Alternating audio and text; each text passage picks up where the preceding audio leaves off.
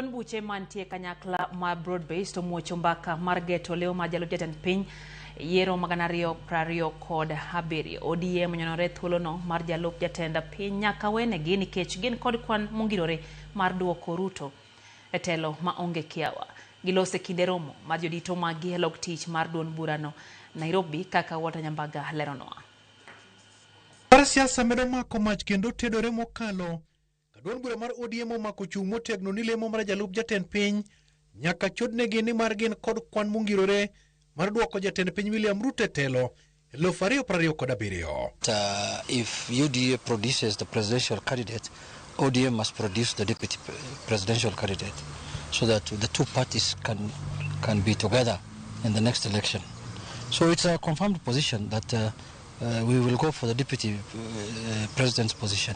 ODM okoni mbaka mar ng'ano mabiro yudo thuolo mar Jalup Jatend Piny ni kind Wycliffe Oparanya, Ali Hassan Joho, Gladys Wanga, Dr. Buro Ginga maduto nie lai mar luandho kom masani omakod Kithure Kindiki. It is open for everyone. Yesterday we talked about Oparanya. He's one of the top contenders of the party for that position. There is other contenders. There is Joho. There is our party chair, Gladys Wanga. There is the party leader himself. What we want to do is to get the position as a party. Then when we get it as a party, we will sit down as a party and agree on the right person. As a party, we're going to campaign alongside our brothers and sisters of UDA. As President Ruto is going for the presidency, we will also go for the deputy as a party. That's the position. It's clear.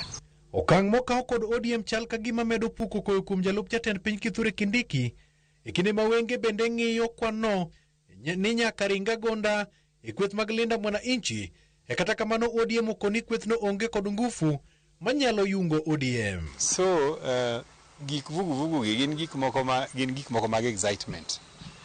Koro ok nyal buogo ODM. Omiyo jodalawa kik bed gi wasiwasi, vugu biro ga to dhi. Sani party ma serious madwa dhi yiero oseikore. Kendo se loso branches, kendo nigi officials. Yiero next year.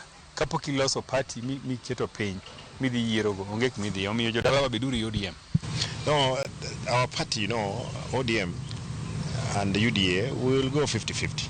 There is no shortcut about it. If we have no 50, there is no story. Is 50-50.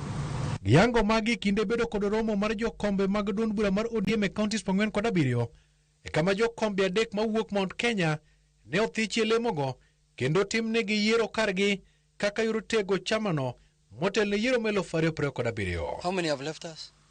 Barely 7. Senator Sifuna, Osotsi, Kibagendi, Barongo, Omondi Karoli. Who else has left ODM? And Onyonka. Who else has left ODM? There will be very soon homecoming party for Orengo to come back to ODM. All these people will come back to ODM. And they will all run on ODM. They are more safe. Yeah, they are more safe in ODM. Wan maber jo kanyana mun maber. Gima kikutimen siasa mar dhi pingo sirikal.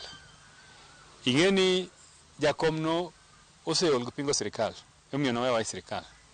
Tutie jomoko yiwa mapod neno siasa mar pingo sirikal no mit. Hapa ne remb gi pod liet. O joma remb gi liet go gin ginyalo ringo oroba to pingo sirikal ok nyiso ni dhi golo sirikal no iloch.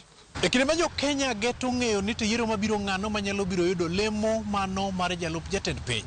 Gi kinde giendi Jalup Jatend Piny Kithure Kindiki chunye goyo kibikibi ka kweth mag siasa koni kod kocha olap dhogi ndong' mar yudo lemo no e lwete.